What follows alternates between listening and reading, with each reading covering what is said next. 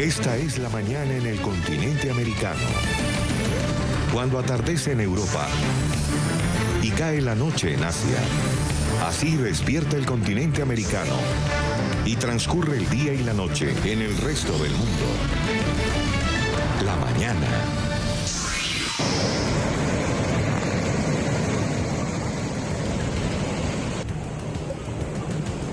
Anegada y devastada, así se encuentra la localidad mallorquina de Sant Llorenç. Esto luego de una descomunal tormenta en apenas 2 horas.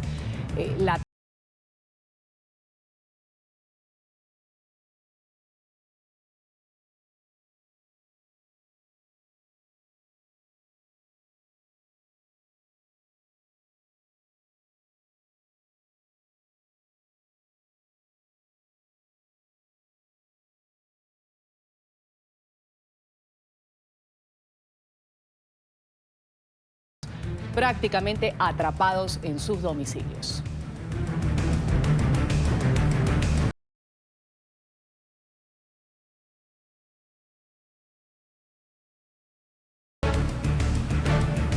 Un buen día tengan todos, bienvenidos a este su espacio informativo del Canal de las Américas, la mañana de NTN 24. Soy Ruth del Salto, voy a estar con ustedes con el desarrollo de la información internacional. El político español Albert Rivera ha llegado a Colombia, se ha reunido con el presidente Iván Duque y nos ha concedido una entrevista en NTN 24. Hemos hablado de varios temas que afectan a la región y a Europa también. Vamos a transmitirla en unos minutos. Mientras tanto, vamos a revisar lo que es noticia en el mundo. El sureste de Estados Unidos se prepara para recibir este mediodía la furia del huracán Michael, que en las últimas horas ascendió a categoría 4 y avanza rápidamente por el Golfo de México. Las autoridades han emitido órdenes de evacuación en el noreste de la Florida, abrieron ya refugios, han cerrado oficinas públicas y establecimientos educativos. Las zonas de alto riesgo, ahí pues los habitantes están adelantando compras con provisiones, también tomando otro tipo de medidas de precaución. Hace pocos minutos justamente el gobernador de Florida advirtió que Michael será un huracán potencialmente mortal. Acaba de recibir una actualización respecto al peligro del huracán Michael, el cual ya es categoría 4. El huracán Michael es una tormenta totalmente mortal y es una de las más poderosas que habremos visto en los últimos años. Quizás una de las más catastróficas en el último siglo. O en este siglo. Así que lo único que puedo decirles es, por favor, busquen refugio. Hemos visto lo que ha hecho en Centroamérica. Así que esperamos que las condiciones puedan ser catastróficas. Fin a 7 días de tortura. El niño Cristo José, que había sido secuestrado hace una semana en el noroccidente de Colombia, pasó su primera noche ya en libertad, en su casa, junto a sus padres, donde debía estar. El presidente de Colombia, Iván Duque, solicitó a las autoridades una investigación clara para determinar quiénes son los autores de este secuestro del hijo del alcalde de la población de El Carmen. El mandatario va a recibir hoy a la familia en la Casa de Nariño en Bogotá, sede de gobierno. Investigar con los testimonios quiénes podían ser los captores, cómo se estaban desplazando, si pertenecen o no a alguna organización criminal organizada o si simplemente son delincuentes comunes. Todo eso son cosas que tenemos que aclarar y yo espero que en eso el trabajo de la fuerza pública sea acompañada felizmente por la Fiscalía. En Venezuela hoy van a enterrar al concejal opositor Fernando Albán en medio de la polémica sobre su muerte. Según la versión oficial, se produjo al lanzarse al vacío en una dependencia policial. La versión es rechazada por la oposición y organizaciones internacionales. Gobiernos como el de Argentina, el de Uruguay, han pedido ya una investigación transparente. En conversación con el programa La Tarde de NTN 24, la fiscal general venezolana en el exilio, Luisa Ortega Díaz, ha afirmado que el concejal Albán habría muerto ahogado en medio de un acto de tortura. Tengo información, porque nosotros tenemos información de adentro, que se les murió ahogado porque lo estaban torturando con una bolsa. con una bolsa. Lo bolsearon, como dicen en el argot policial, y se les murió. Esa es la información que nosotros tenemos. Y me preocupa mucho que veo que están exigiendo una investigación seria. ¿Cómo es posible que van a sepultarlo sin haber realizado una autopsia? La justicia argentina dará a conocer este miércoles la sentencia en un juicio por la responsabilidad en la llamada tragedia de Once. Un accidente ferroviario que sucedió en Buenos Aires dejó 51 muertos, cerca de 700 heridos. Esto sucedió en el 2012. Este es el segundo juicio que se realiza por este caso y en esta ocasión el principal acusado es Julio De Vido, ministro de Planificación argentino durante los gobiernos kirchneristas del 2003 al 2015 y bajo cuyo control estaba justamente el transporte de pasajeros. Y un juzgado en Nueva York va a realizar hoy la última audiencia del caso del narcotraficante mexicano Joaquín El Chapo Guzmán antes de que arranque definitivamente el juicio el próximo 5 de noviembre con la elección del jurado. Este miércoles se espera la comparecencia del antiguo líder del cártel de Sinaloa, cuyo proceso judicial podría durar aproximadamente 4 meses. Medios locales van a pedir que la sesión no se realice a puerta cerrada. Ya suenan los primeros nombres para reemplazar a la embajadora de Estados Unidos ante la ONU, a Nikki Haley, quien sorpresivamente anunció su renuncia este martes. Uno de ellos es la asesora de la Casa Blanca, Dina Powell, quien es considerada fuertemente por el presidente Trump. Y también surgen otros candidatos menos convencionales, como el exjugador de la NBA, Dennis Rodman. En un video viral en redes sociales y montado sobre un caballo, ha preguntado a sus seguidores si debía ser el nuevo embajador estadounidense en las Naciones Unidas. Escuché que la embajadora de la ONU se retiró, así que ¿qué opinan ustedes? ¿Debería ser yo el nuevo embajador de la ONU de los Estados Unidos y tratar de salvar al mundo? ¿Qué opinan ustedes? ¿Qué piensas tú? Una comparación bastante fuerte del Papa Francisco lo ha hecho el día de hoy en contra del aborto. El pontífice aseguró que la interrupción del embarazo es comparable con quien contrata a un sicario para resolver un problema. También ha reflexionado sobre el quinto mandamiento, no matarás, y ha condenado la que llamó supresión de la vida humana en nombre de la salvaguardia de otros derechos.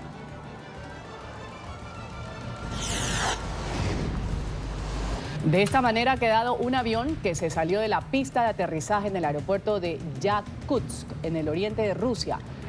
La aeronave ha sufrido daños en el tren de aterrizaje al tocar tierra. 87 pasajeros y 5 tripulantes se encontraban a bordo al momento de este accidente.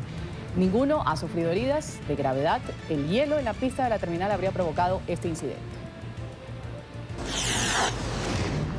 Y las autoridades en Indonesia han elevado la cifra de víctimas mortales a 2.045 tras el fuerte terremoto de magnitud 7.5, posterior maremoto también que golpeó el norte del país la semana pasada. Al menos 5.000 personas permanecen desaparecidas. El gobierno anunció que las operaciones de búsqueda y de rescate van a ser suspendidas mañana. Los centros médicos han albergado a más de 10.000 heridos. El desastre natural que tuvo lugar en la isla de Celebes es el peor que haya sufrido esta nación desde el tsunami del año 2004. Y una visita especial se llevó a cabo en la Casa Rosada, en la sede del gobierno argentino. El presidente Mauricio Macri se reunió con el grupo de 12 niños tailandeses y su entrenador.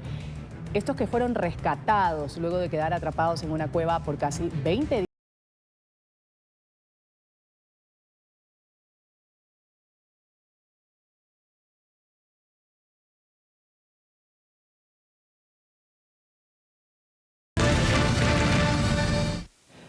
El político español Albert Rivera ha llegado a Colombia, se reunió con el presidente Iván Duque.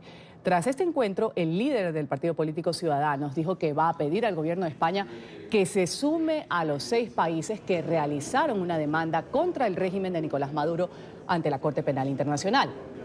Ha calificado como valientes a Naciones Unidas, que han decidido alzar su voz en rechazo a la violación de derechos humanos en Venezuela. Albert Rivera destacó que tanto España como Colombia tienen por delante un gran reto ante el éxodo masivo de venezolanos que huyen de la crisis. Rivera también mostró su apoyo a Duque en su decisión de no mantener los diálogos de paz con el ELN, mientras esa guerrilla no libere a todas las personas que mantienen secuestradas. Además, hizo referencia a las oportunidades y a vínculos entre Colombia y España en el campo empresarial, educativo, y ha propuesto una alianza para avanzar en ese sentido. NTN 24 entrevistó en exclusiva para la televisión a Albert Rivera durante su visita a Bogotá. A continuación, el diálogo que mantuvo el líder de Ciudadanos con nuestro director de informativos, Jason Calderón. Hoy me acompaña uno de los grandes líderes políticos de España, uno de los más influyentes, es Albert Rivera, el presidente del partido político Ciudadanos, una de las 4 fuerzas políticas más grandes de este país europeo según las últimas elecciones generales. Señor Rivera, bienvenido a NTN 24. Muchísimas gracias, es un placer. Su presencia en Colombia tuvo inevitablemente un encuentro con el presidente Iván Duque, que lleva poco más de 2 meses en el cargo. ¿Cómo le fue en la reunión? ¿Cuáles fueron los temas a tratar? Bueno, en primer lugar debo agradecer a todos los colombianos el buen recibimiento que he tenido en estas horas que he estado aquí. Y en segundo lugar al presidente Duque, ¿no? Creo que es una buena noticia para España, para Latinoamérica, tener un presidente joven, un presidente con ganas de transformar la sociedad, un presidente sin mochilas y un presidente también que apuesta por la libertad, la globalización, las nuevas tecnologías, la conexión entre personas distintas de diferentes mundos, ¿no? Así que me siento cómodo también con este presidente, no lo voy a negar, y hemos tenido una conversación hablando de muchos asuntos, muchos de la región, entre ellos Venezuela, sin duda que es uno de los temas que más preocupa en la región, pero también en Europa, pero también del libre comercio, de la libre circulación entre personas colombianas en España. En definitiva, España, yo diría, y Colombia tienen una historia común, una historia que nos une, pero un futuro también que nos obliga a seguir aliados, ¿no? Con lo cual creo que España y Latinoamérica tienen mucho que hacer juntos. Usted se considera amigo de Duque. Recuerdo que en marzo de este año hubo una polémica por un spot publicitario donde el presidente Duque grababa un video como una carta a su hija, algo muy parecido a lo que usted hizo en las elecciones generales del 2015 en campaña política. ¿Le preocupa que Duque lo plagie?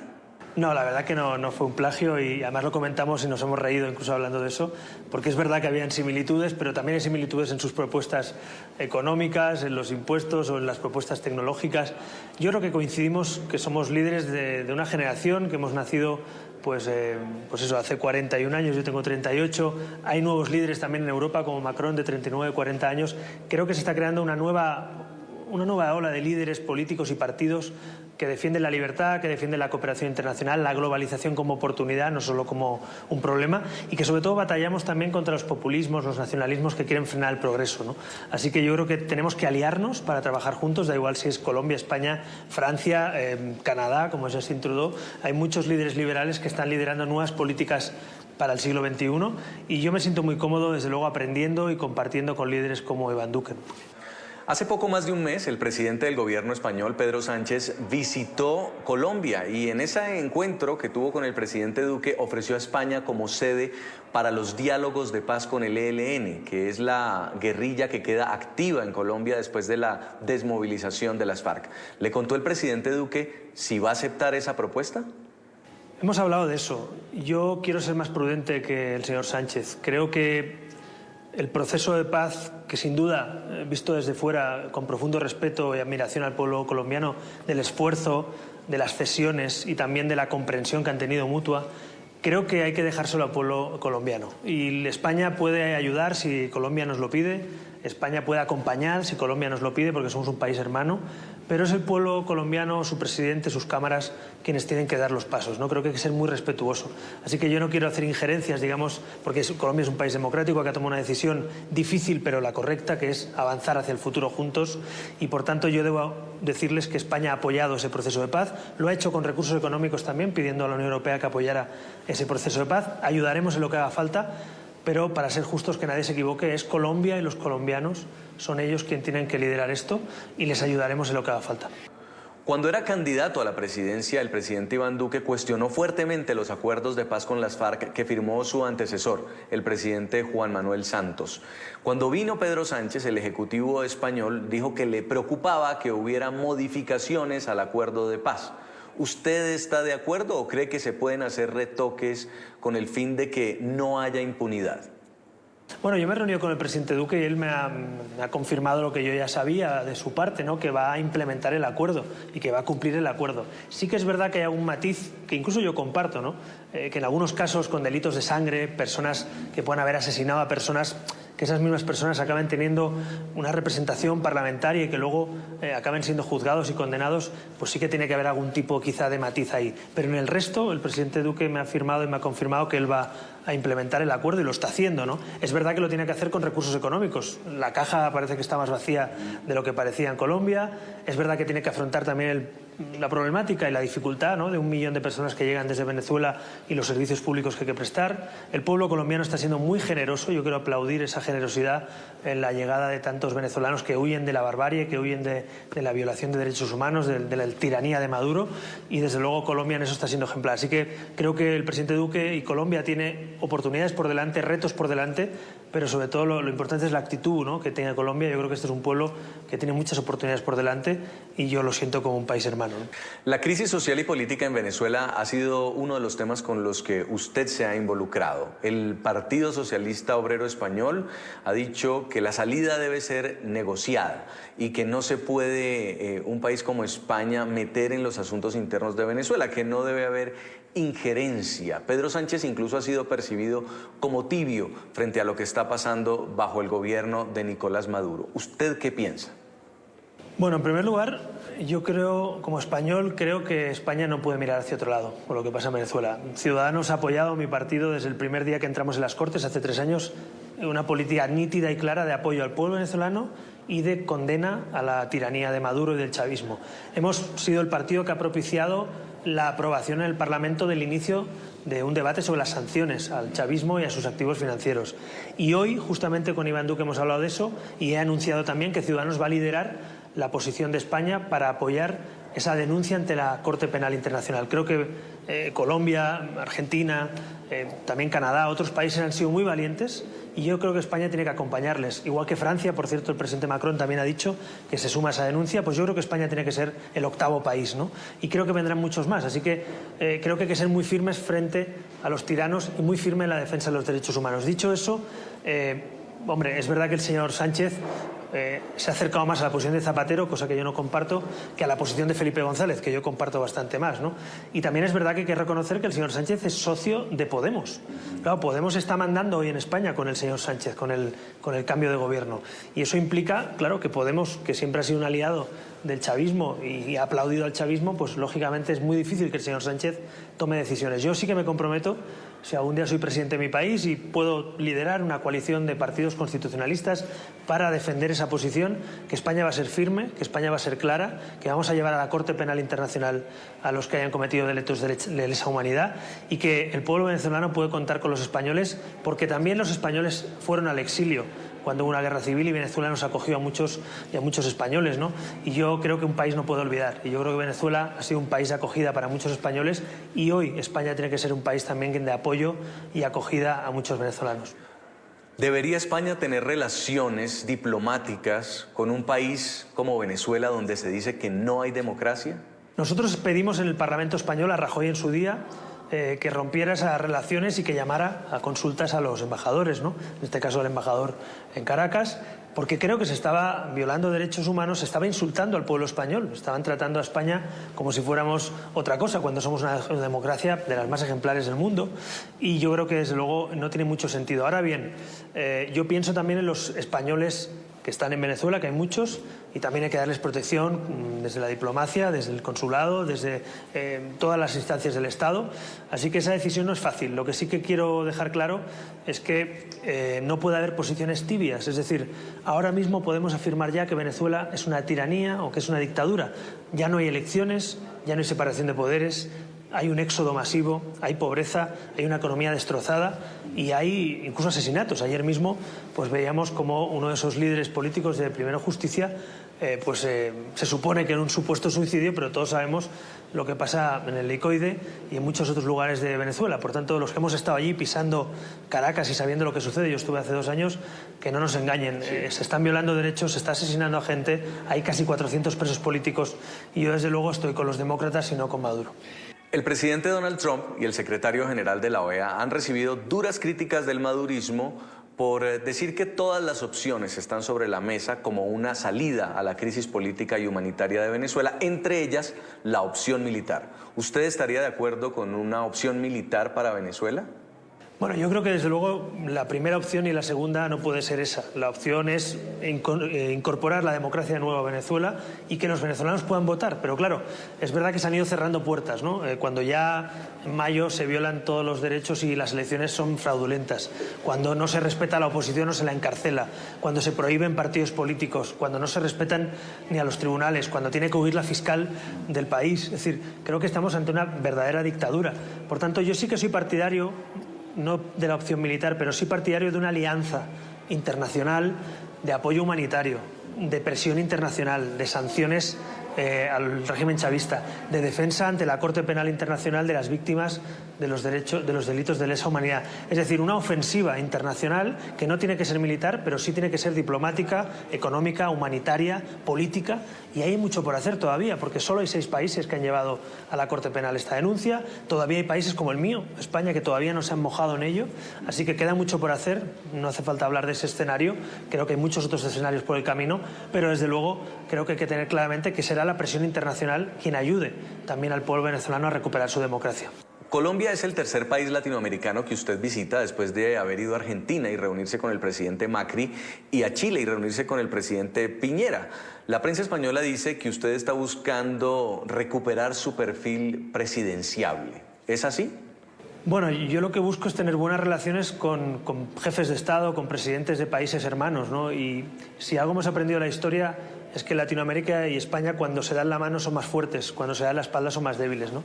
Y yo creo que hay que darse la mano, y creo que igual que tenemos un pasado común y una historia común de la que sentirnos orgullosos, hoy por hoy, de tú a tú, como países hermanos y hermanados en Iberoamérica y en Latinoamérica con España, tenemos que mirar al futuro juntos. Hay retos globales en educación, en empleo, en innovación, en libre comercio.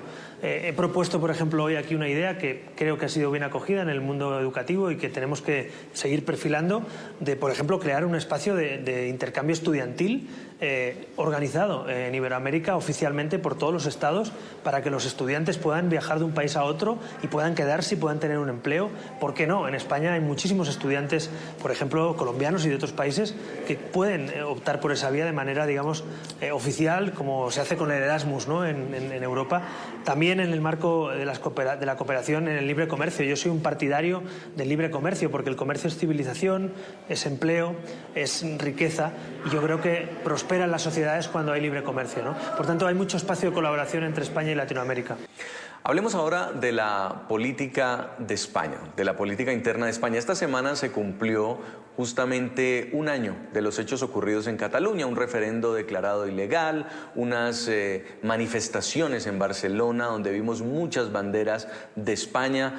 Usted ha sido uno de los anti-independentistas, pero hemos visto cómo el gobierno de Pedro Sánchez le ha empezado a hacer guiños también al presidente de la Generalitat. ¿En qué va a terminar toda esta tensión? Bueno, mire, yo soy barcelonés y catalán y muy orgulloso de serlo, pero sobre todo soy español y quiero vivir en un mundo global, ¿no? Y desde luego en un mundo global no tiene ningún sentido romper España.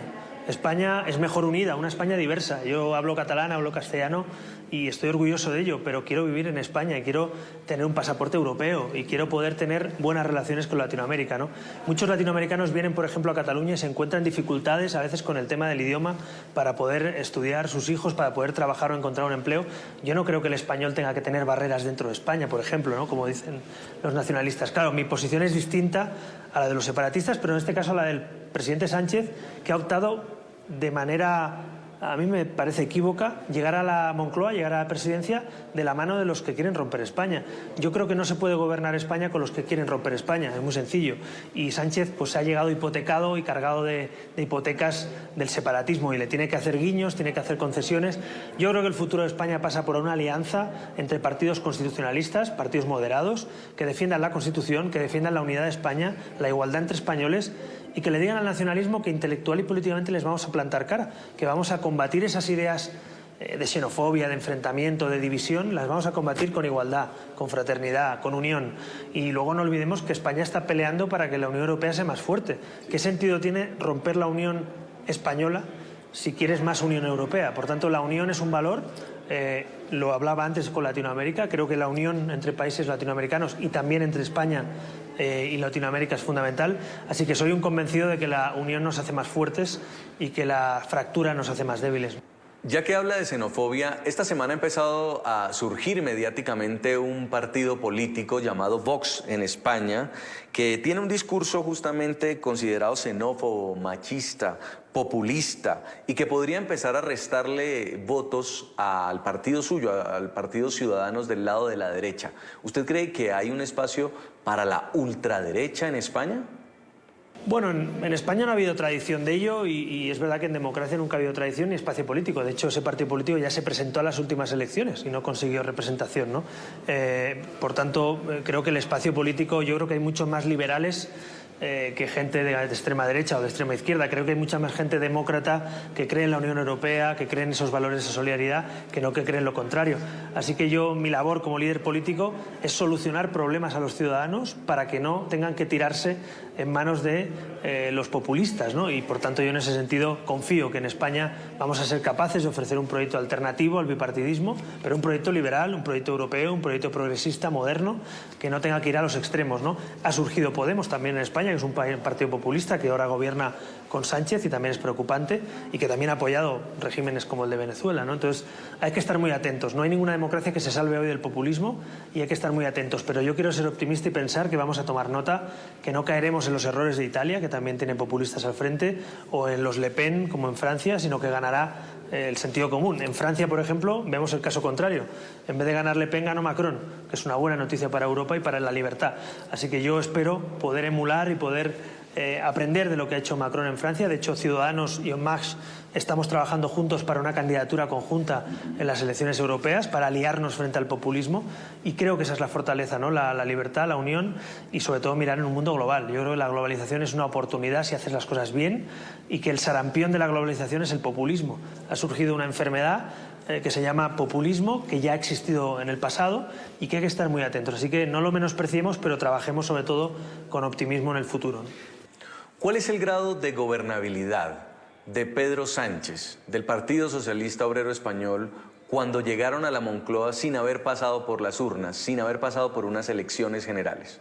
Absolutamente, ¿no? Es decir, Pedro Sánchez tiene, para que se hagan idea los telespectadores, de 350 diputados de la Cámara Nacional, tiene 84. Es imposible sacar una ley, es imposible gobernar. De hecho, no saca prácticamente nada, está paralizado el Parlamento. El problema es que Sánchez quiso llegar de cualquier manera, ¿no? Y yo creo que en política uno puede aspirar legítimamente a ser presidente de su país, a uno le puede hacer ilusión, a mí me la hace ser presidente algún día de España, pero quiero llegar ganando en las urnas, no en los despachos con partidos separatistas, con populistas, y esa alianza diabólica, ¿no?, en términos políticos que ha hecho Sánchez, creo que le va a pasar factura. Creo que Sánchez va a tener muy difícil ser reelegido porque los españoles hoy saben que Sánchez ha llegado al poder con los que quieren liquidar España. Y yo creo que quien quiere ser presidente de España puede ser más de izquierdas, más de centro, más de derecha, pero tiene que velar por el interés general de España, ¿no? Así que vamos a ver cuándo convoca elecciones, pero yo creo que esa alianza es negativa para España y la prueba es que se está paralizando la economía, que estamos ante una parálisis política y que el separatismo ha vuelto a cobrar fuerza otra vez, ¿no? ¿Debería aplicarse, mantenerse el artículo 155 de la Constitución sobre la situación de Cataluña? Yo es que creo que no deberíamos haber dejado de aplicarlo. Es decir, el artículo estuvo aplicado, para quien nos escuche y no esté familiarizado, es un artículo federal que permite, si una comunidad autónoma no cumple las leyes, permite aplicar la Constitución directamente por parte del Gobierno central, una especie de asunción de responsabilidades ante la deslealtad. Eso es lo que pasó en Cataluña, básicamente. Tuvimos que aplicarla juntos los partidos constitucionales, el Gobierno o la oposición, y se hizo. Y entonces llegó un momento en que se podía renovar ese acuerdo y el PP y el PSOE no quisieron, levantaron ese artículo y entonces ha vuelto a cobrar fuerza el separatismo, ¿no? Yo creo que es un error. Si le dejamos al nacionalismo la educación sin ningún tipo de supervisión, los medios de comunicación públicos sin supervisión, el dinero público, abrir embajadas en el extranjero para ir contra España, todo eso creo que merece una intervención democrática, con la Constitución en la mano, de ese artículo, que es un artículo básicamente para reconstruir los valores democráticos en ese territorio. Ojalá algún día no haga falta aplicar ese artículo, pero de momento, si la Constitución no se cumple en Cataluña y el presidente de la Generalitat es separatista y no la va a cumplir... Con ultimátum y todo. Claro, hay un ultimátum incluso, o hay derecho a autodeterminación, es decir, o Cataluña se separa de España o no cumplimos la ley. Oiga, mire, no se puede ser presidente de una autonomía de España, Ciudadanos, cómo lo aplicamos, cómo lo diseñamos, cuánto tiempo, pero creo que ha sido un error levantar el artículo 155, que por lo menos había paralizado el golpe de Estado y que había dado cierta tranquilidad, ¿no? Si usted llega a la Moncloa como el primer catalán en ser presidente del gobierno español, ¿su gobierno se parecería más al de Macron en Francia, al de Trudeau en Canadá o al de Duque en Colombia? Pues mire, ya que dice esos tres liberales y personas jóvenes que lideran países hermanos o amigos, a mí me gustan los tres. Creo que los tres han hecho cosas buenas, los tres tienen un ímpetu innegable, ideas nuevas, rompen los ejes tradicionales de la izquierda a la derecha, han superado un poco esa batalla y ojalá pudiera ser España... ¿Qué tomaría de cada uno? Bueno, a mí, por ejemplo, de Macron me gusta el liderazgo europeísta, ¿no? Me parece que Europa necesitaba un impulso desde Francia, precisamente, y la batalla frente al populismo es muy nítida. Macron va de frente al populismo y les dice que son el adversario. De Trudeau me gustan sus políticas progresistas y modernas, pero también valientes. Trudeau fue el primer país que impuso las sanciones, por ejemplo, a Venezuela, al chavismo, a los líderes chavistas, un país que en teoría pues tampoco tendría a lo mejor que implicarse como otros países, y lo hizo, ¿no? Y eso denota valentía, ¿no? Liberal, progresista, en las formas, en el fondo me gusta. Y luego Iván Duque, es verdad que hace muy poquito que el mandato empezó en agosto, pero sí que creo que esa visión de modernidad, de apostar por las nuevas tecnologías, de modernizar Colombia, ¿no? De alguna manera, creo que se parece mucho a lo que queremos hacer en España. Así que ojalá esos tres ejemplos me sirvieran a mí de algo, con mucha humildad, para aprender y algún día gobernar con esas ideas, ¿no? Señor Albert Rivera, presidente del Partido Político Español Ciudadanos, quiero darle las gracias por atender esta entrevista para el canal internacional de noticias NTN 24. Muchísimas gracias. Muy amable.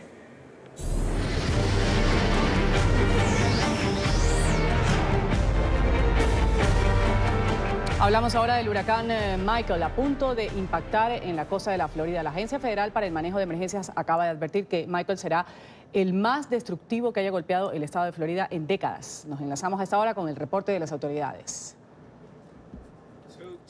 Bueno, nosotros tenemos miles de personas en el campo, en Florida, pero es un momento en el que nosotros estamos movilizando gente también de forma estratégica, en conjunto con las autoridades, como el gobernador.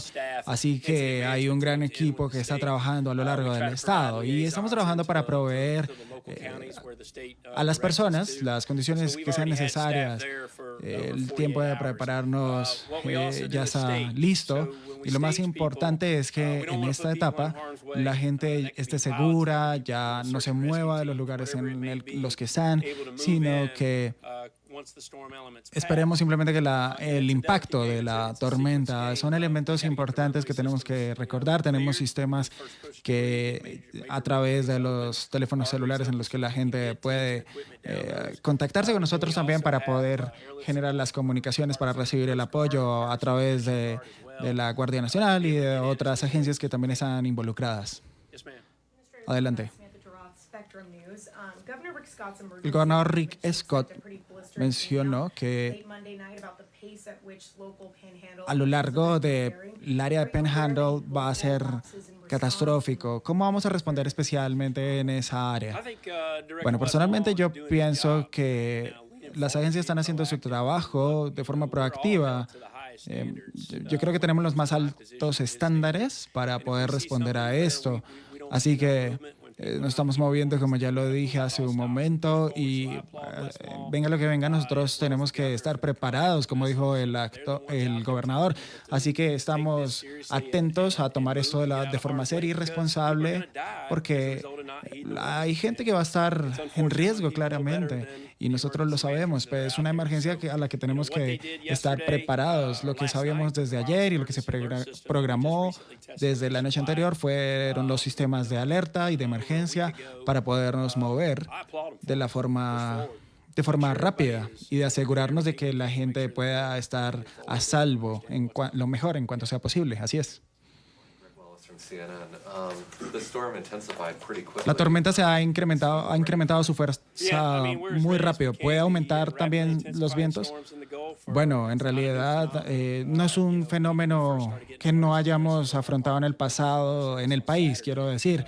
Hemos visto que claramente desde el sábado en la mañana los vientos han venido aumentando su velocidad y su intensidad, pero también es cierto de que quizás ha sido una de las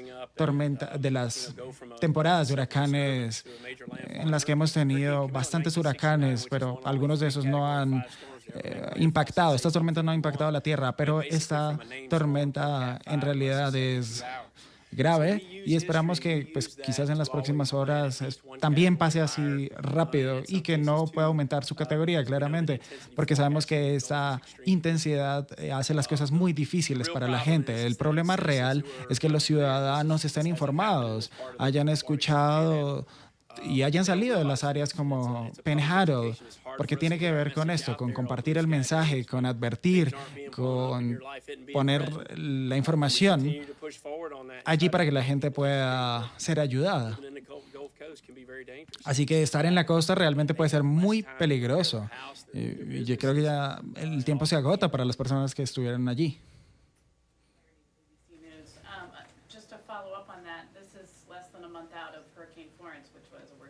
Bueno, ha pasado quizás un poco un mes o algo así desde el huracán Florence.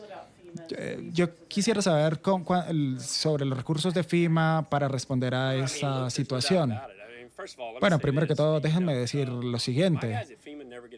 Desde FEMA, nosotros siempre hemos tenido los recursos necesarios para responder a esto. En el último año ustedes lo han visto, con el año pasado, en la temporada de huracanes pasada. Así que se continúa poniendo todos los recursos y los elementos a disposición de las personas.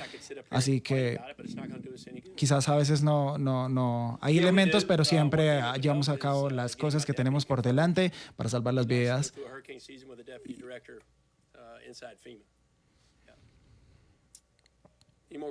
¿Alguien tiene más preguntas? De acuerdo, muchas gracias.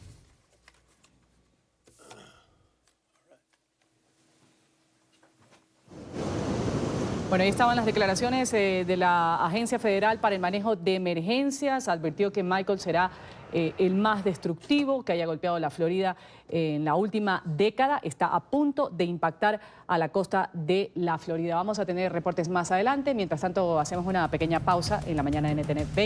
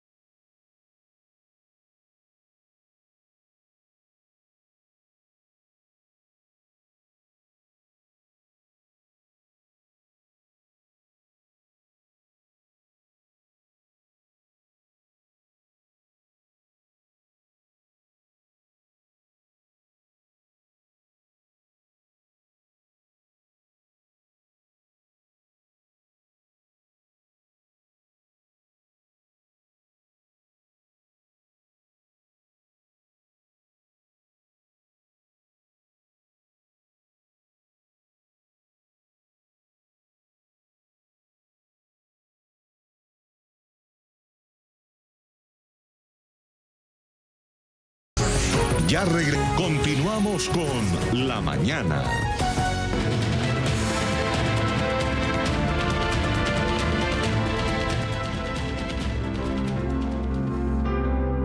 Hoy nuevamente soy la mamá más feliz del mundo.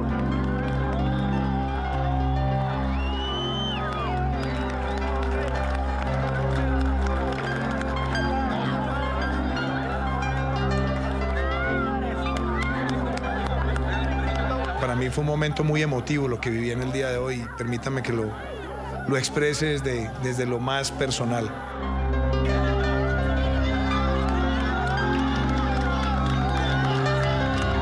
Sentir la alegría de esa familia y la alegría de Cristo José, que me gritaba, Duque, Duque. Y yo le dije, hombre, estoy muy contento que estés con tus papás.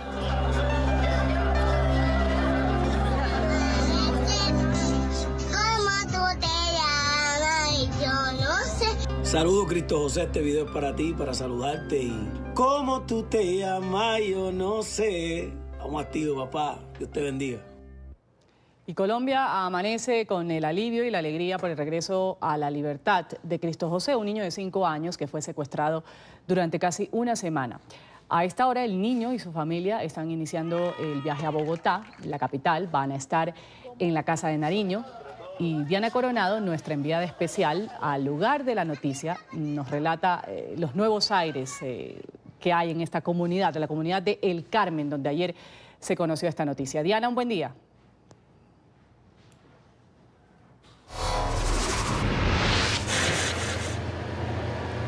Hola, muy buenos días. Hoy es un nuevo amanecer aquí en Guamalito. La gente ayer estaba extasiada, llena de júbilo, porque por fin Cristo José está en casa después de 7 días de secuestro. Fue liberado el día de ayer luego de un amplio operativo liderado, encabezado por la fuerza pública, en el que al parecer y según declaraciones de su padre hubo enfrentamientos. Pero no hablemos de esa parte, también contemos mejor la parte cuando se encontraron aquí con sus familiares. Todos querían abrazar, besar a Cristo José. Él se lo tomó como un juego. Él salió en brazos victoriosos, en brazos de sus tíos, por supuesto. Todos le querían arrebatar a Diana, su madre, su pequeño de Cristo José. Y es que Cristo ya no le pertenece solamente a Guamalito, ya le pertenece a todo un país. Se convirtió en el rostro, infortunadamente, del flagelo del secuestro, pero gracias a Dios el final fue feliz. Cristo ha regresado y su presencia devolvió el aliento a un pueblo que pareció contenerlo hasta que no acabara el intolerable secuestro.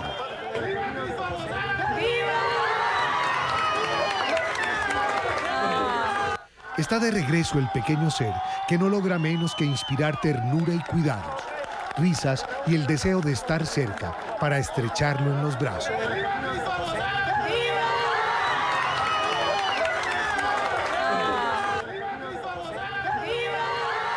La ausencia repentina de Cristo José se percibió en las calles y en los parques, en la tienda del barrio y en cada rincón de su casa, donde su madre incluso esperó que apareciera de tan absurda manera como le fuera arrancado de su lado. Yo quiero darle las gracias a Dios, las gracias a todo el pueblo colombiano, las gracias al señor presidente, al ejército, a la policía, a los medios que siempre estuvieron aquí acompañándonos y apoyándonos.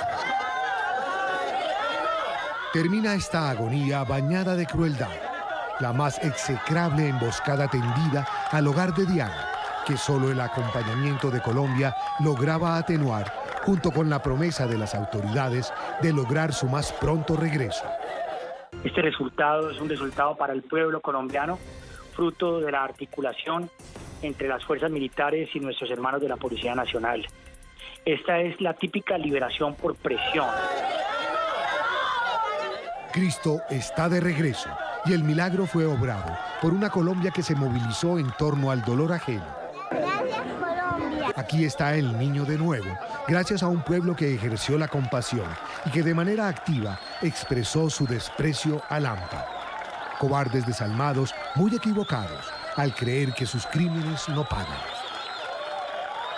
Cristo José, su mamá, su padre y su hermanito ya se encuentran en Ocaña porque en pocos minutos llegarán a Bogotá, donde serán recibidos por el presidente Iván Duque en el Palacio de Nariño, luego de una invitación oficial. Ellos nos contaron que le llevan frutas de regalo y que por lo menos, o por ahora, se quedarán 3 días. Nosotros seguiremos aquí informándoles sobre esta noticia. Muy buenos días, Diana Coronado, NTN 24.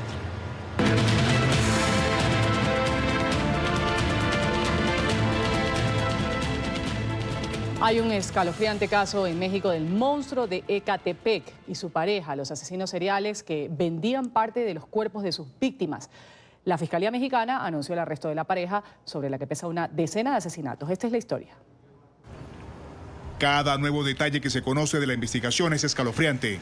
Los detenidos identificados como Juan Carlos N., de 33 años, y Patricia N., de 38, están relacionados con la desaparición y muerte de varias mujeres en la localidad de Ecatepec, a solo 27 kilómetros de Ciudad de México. En medio de las diligencias judiciales, se conoció este video en el que el sospechoso habla con frialdad de sus actos. Prefiero que mis perritos coman carne de esas mujeres a que ellas sigan respirando mi oxígeno. 1000 veces que coman los perritos y las ratas, que ellos sigan caminando por ahí. El hombre también es señalado por las autoridades de la venta de una menor, así como los restos de sus víctimas, que habrían sido utilizadas para actos de santería. Pero si salgo, de una vez les digo a los patrones, voy a seguir matando mujeres. Uno, porque a veces no me deja dormir esta tarde.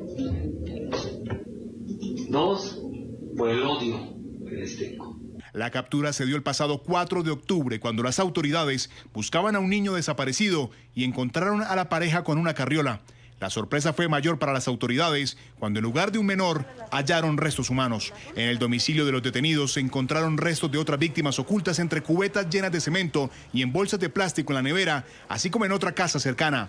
En Ecatepec, las mujeres viven con miedo. Pues ahorita nos sentimos inseguros, a pesar de que ya los agarraron. Porque pues pienso que no nada más eran ellos. Pienso que detrás de ellos hay más gente. Quienes los habían visto en el barrio no tenían sospecha del historial criminal de la pareja. Vendían ropa y perfumes y aparentaban ser una pareja normal. Pues no se veían malas personas, el señor se veía muy serio, la señora sí platicaba, se reía, ¿no? O sea, no se veía que fueran personas malas. Las autoridades avanzan en la investigación para determinar la responsabilidad de estas personas en la desaparición de varias mujeres en la localidad. Juan Carlos N. reconoce su participación y da las características precisas de su intervención en al menos 10 eventos de feminicidio. Desde luego, esta información está siendo corroborada por los agentes de investigación y los servicios periciales y es motivo de la investigación que se está llevando a cabo en estos momentos. El Estado de México, aparte de ser la región más poblada del país, es también donde se registra el mayor número de asesinatos a mujeres. Ecatepec es el municipio donde se presenta la mayoría de estos registros. En 2016 fueron asesinadas 2.746 mujeres en todo el país. De acuerdo con estadísticas de ONU Mujeres, 7,5 mujeres son asesinadas diariamente. Este año, entre enero y abril, han sido reportadas 395 desapariciones en el Estado de México, de las cuales 207 son mujeres. Vamos aquí a otro corte comercial en la mañana de NTN 24 y cuando regresemos vamos a tener más noticias internacionales. Mientras tanto, vamos a hablar del aislamiento en Portugal. El delantero de la Juventus, Cristiano Ronaldo, ha pedido no ser convocado y ha viajado a su tierra natal, en Lisboa, para pasar tiempo con su familia y preparar una sólida defensa. Recordemos que Cristiano Ronaldo ha sido acusado de violación por parte de una modelo estadounidense, hechos que se habrían dado en el 2009. Ya volvemos. Ya regresamos con La Mañana.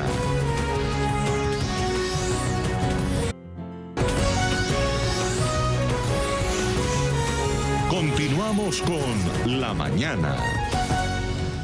9:59 en la costa este de Estados Unidos. Vamos a revisar lo que es. Y empezamos con lo que sucederá en el sureste de Estados Unidos, que se prepara ya para recibir este mediodía la furia del huracán Michael, que en las últimas horas ascendió a categoría 4 y avanza rápidamente.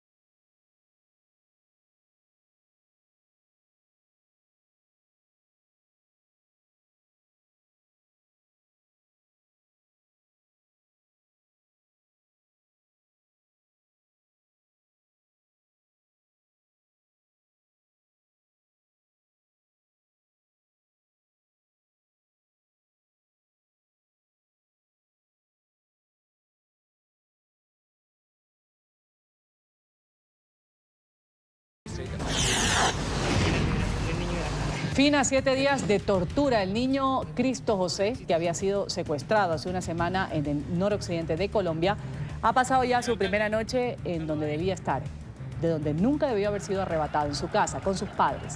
El presidente Iván Duque ha solicitado a las autoridades una investigación para determinar quiénes fueron los autores de este secuestro del hijo del alcalde de la población de El Carmen. El mandatario va a recibir el día de hoy a la familia en la Casa de Nariño, en Bogotá, sede de gobierno. Investigar con los testimonios quiénes podían ser los captores, cómo se estaban desplazando, si pertenecen o no a alguna organización criminal organizada o si simplemente son delincuentes comunes. Todo eso son cosas que tenemos que aclarar y yo espero que en eso el trabajo de la fuerza pública sea acompañado felizmente por la Fiscalía. El concejal opositor en Venezuela va a ser enterrado el día de hoy. Hablamos de Fernando Albán. Esto en medio de la polémica sobre su muerte, que según la versión oficial se produjo al lanzarse al vacío en una dependencia policial. Esta versión ha sido rechazada por sus familiares y por la oposición, también por organizaciones internacionales. Gobiernos como el de Argentina y el de Uruguay han pedido ya una investigación transparente. En conversación con el programa La Tarde de NTN 24, la fiscal general venezolana en el exilio, Luisa Ortega Díaz, ha afirmado que el concejal Albán habría muerto ahogado en medio de un acto de tortura. Tengo información, porque nosotros tenemos información de adentro, que se les murió ahogado porque lo estaban torturando con una bolsa. Lo bolsearon, como dicen en el argot policial, y se les murió. Esa es la información que nosotros tenemos. Y me preocupa mucho que veo que están exigiendo una investigación seria. ¿Cómo es posible que van a sepultarlo sin haber realizado una autopsia?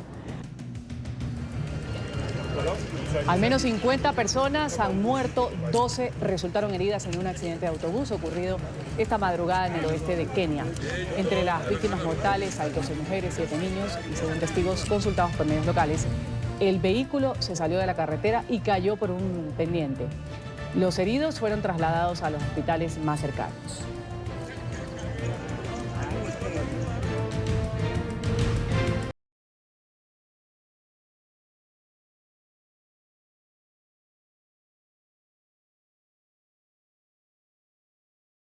Sospechosos pertenecen a la célula yihadista que organizó el plan criminal. Según las investigaciones, los sujetos, junto a otros 7 presuntos terroristas abatidos, constituyeron un grupo terrorista en el 2015 para perpetrar un ataque con artefactos explosivos. En estos atentados de hace un año, 13 personas murieron, más de 100 resultaron heridas.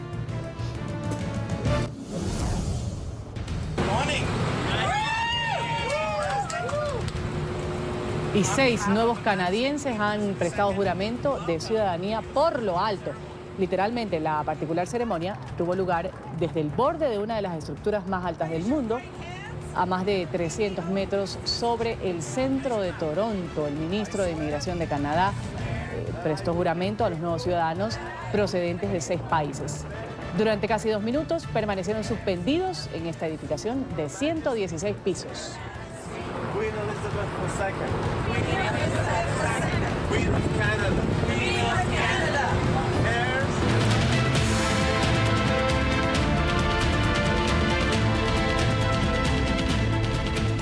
Vamos a revisar la agenda informativa de lo que es noticia esta hora en la Unión Americana. A esta hora la secretaria de Seguridad Nacional, Kirstjen Nielsen, testifica ante el Comité de Seguridad Nacional y Asuntos Gubernamentales del Senado sobre las amenazas contra la nación. Sin embargo, decenas de manifestantes protestan contra la secretaria y piden su renuncia ante el manejo en el tema de separación de familias. Emiliana Molina, periodista de NTN 24, tiene el reporte a esta hora. Emiliana, un buen día.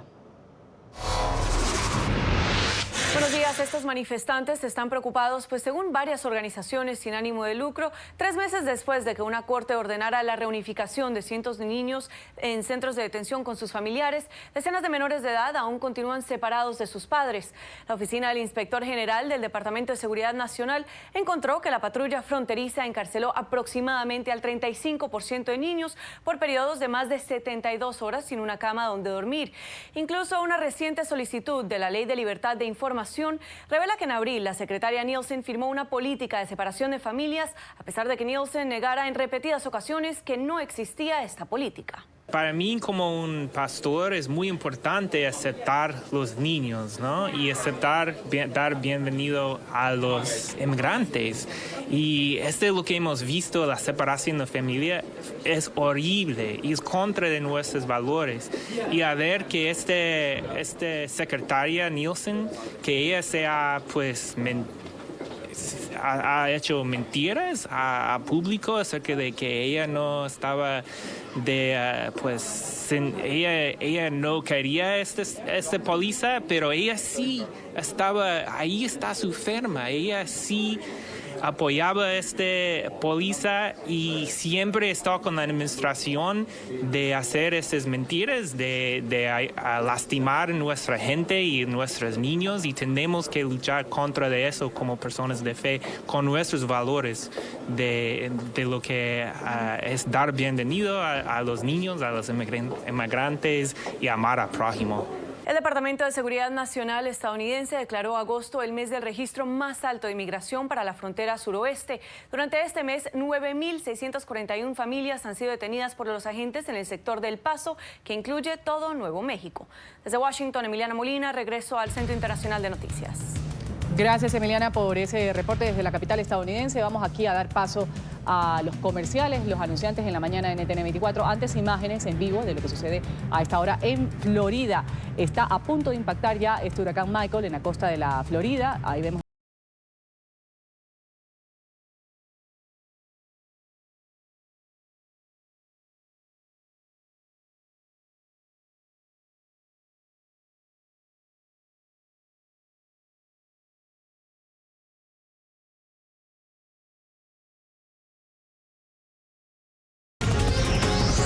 Ya regresamos con La Mañana.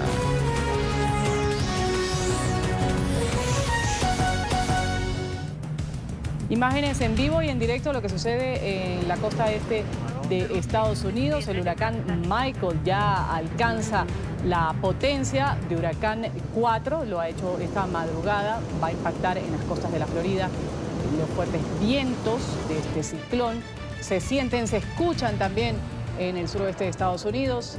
Ahí vemos estas imágenes en vivo de la amenaza que están registrando las autoridades en esta parte de la Unión Americana. En Florida particularmente, las olas van a ser muy fuertes y ya las autoridades, el gobernador del estado ha dicho que hay que ponerse a buen recaudo. Ayer muchas personas estaban en los supermercados consiguiendo comida, agua, cosas de último momento, y también resguardando parte de sus viviendas ante el paso inminente de Michael, que ya han advertido las autoridades va a ser mortífero.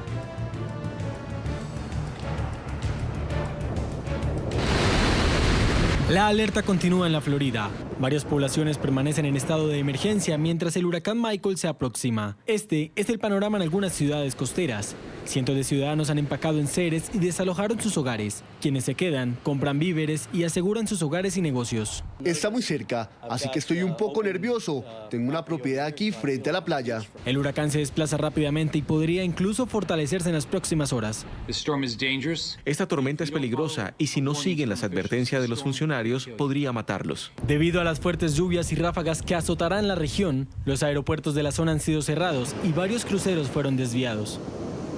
Unas 370.000 personas aproximadamente en más de 20 condados del estado de la Florida han recibido la orden de evacuación, según lo ha registrado la prensa local. Ya el gobernador de Florida, Rick Scott, también ofreció un nuevo reporte esta mañana. Dijo que el huracán Michael será muy poderoso, la peor tormenta que se ha registrado en el último siglo en el noreste de la Florida.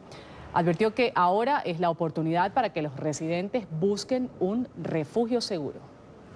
De nuevo, esta es la peor tormenta que el área de Panhandle ha enfrentado en un siglo. Michael está sobre nosotros y este es el momento, el último momento para poder buscar refugio. Ha tomado muchas vidas en Centroamérica, así que quiero ser claro y simplemente va a estar acá en algunas horas. Esperamos algunas condiciones que sean catastróficas y esperamos que pase rápido, pero a lo largo de los días esperamos que tras el impacto la gente sea asistida. No es seguro viajar en este momento a lo largo de Panhandle ni las áreas que han sido advertidas por las autoridades. Escuchen a los oficiales locales. Si ustedes están en alguno de estos lugares, ya es la última oportunidad para que ustedes puedan salir de esas áreas. Es un fenómeno de categoría 4 en una escala de 5. Podría incluso intensificarse en su recorrido sobre el Golfo de México, según lo ha dicho el Centro Nacional de Huracanes.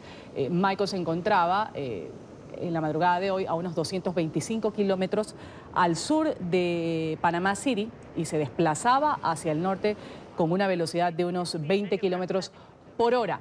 La Agencia Federal para el Manejo de Emergencias advirtió que Michael será uno de los huracanes más devastadores en el estado de la Florida. Desafortunadamente el huracán Michael es un huracán de los peores. No hay nada que no se haya dicho al respecto, más allá de, bueno, los vientos que posiblemente sean más fuertes en las próximas horas a lo largo de la costa. Quizás pueda tomar algunas vidas y es uno de los huracanes más fuertes que hemos recibido aquí. Ya el tiempo para evacuar se está acabando. Si ustedes no lo han hecho, por favor, háganlo ya. Así que, bueno, si por alguna razón ustedes no pudieron salir, vayan a un lugar elevado, vayan a un edificio en el que puedan estar en este momento a salvo. Bueno, y ya las autoridades también, como lo veíamos, autoridades de la Florida y el presidente Trump incluso decía que es importante que las poblaciones, en la parte esta que va a ser afectada, tengan en cuenta y cumplan los llamamientos, las órdenes de evacuación que hay. El huracán Michael, un fenómeno sin precedentes, no puede compararse con ninguno de los anteriores. No arriesguen sus vidas, váyanse ahora si se le pide hacerlo. Lo han dicho autoridades del Servicio Meteorológico Nacional en Tallahassee, por ejemplo. Ahí se ha emitido este dramático llamamiento a la población. Michael debería tocar tierra en las próximas horas en esta zona conocida como el Mango de Florida, cerca de la frontera con Alabama, antes de seguir luego su camino hacia el Atlántico. Estas son las olas que se ven, parte de la costa de la Florida, donde pues, se ve también el poder del viento, los ventarrones enormes que hay a esta hora antes de que Michael toque tierra. Podría ser la tormenta más devastadora que haya afectado a la Florida en décadas, ya lo decía el gobernador de Florida, Rick Scott.